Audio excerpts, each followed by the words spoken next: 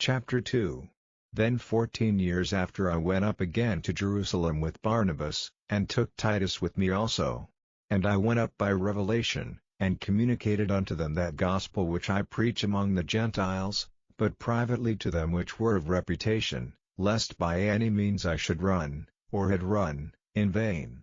But neither Titus, who was with me, being a Greek, was compelled to be circumcised, and that because of false brethren unawares brought in, who came in privily to spy out our liberty which we have in Christ Jesus, that they might bring us into bondage, to whom we gave place by subjection, no, not for an hour, that the truth of the gospel might continue with you, but of these who seem to be somewhat, whatsoever they were, it maketh no matter to me, God accepteth no man's person, for they who seemed to be somewhat in conference added nothing to me, but contrariwise, when they saw that the gospel of the uncircumcision was committed unto me, as the gospel of the circumcision was unto Peter. For he that wrought effectually in Peter to the apostleship of the circumcision, the same was mighty in me toward the Gentiles. And when James, Cephas, and John, who seemed to be pillars, perceived the grace that was given unto me, they gave to me and Barnabas the right hands of fellowship, that we should go unto the heathen,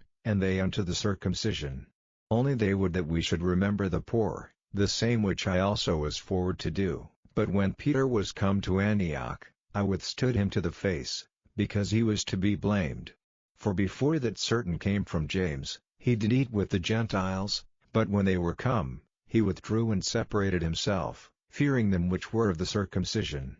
And the other Jews dissembled likewise with him, insomuch that Barnabas also was carried away with their dissimulation.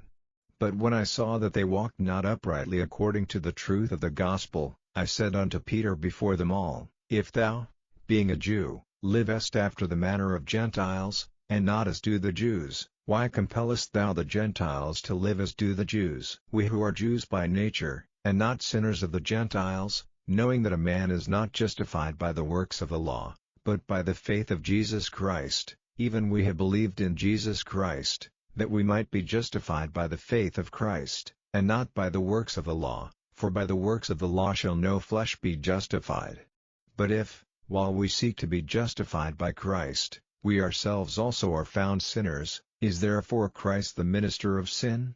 God forbid. For if I build again the things which I destroyed, I make myself a transgressor.